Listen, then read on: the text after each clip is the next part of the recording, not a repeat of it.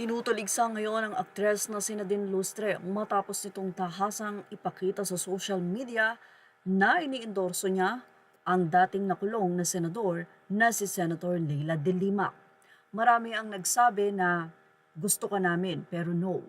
Anyway, sa naging caption ni Nadine, sinabi niyang real talk, sawa na ba kayo? Sawa na sa mga abusado sa kapangyarihan, sa mga nasa pwesto na hindi marunong magpaliwanag kung saan napunta ang pera ng bayan.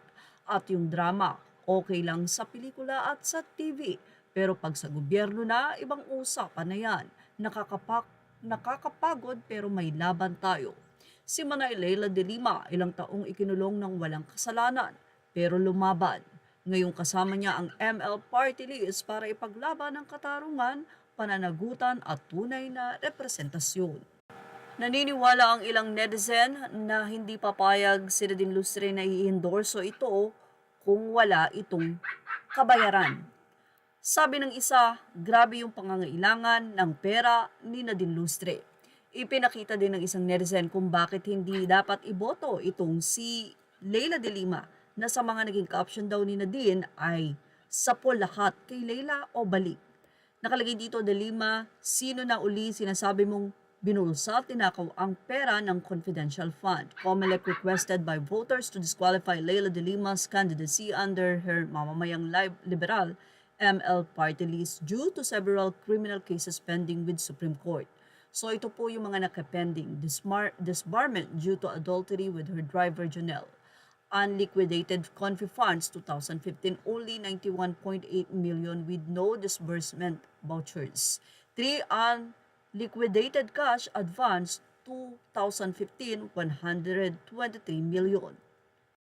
Samantala, narito pa ang naging say ng mga netizen sa pag-iendorso ni Nadine Lustre kay de Lima.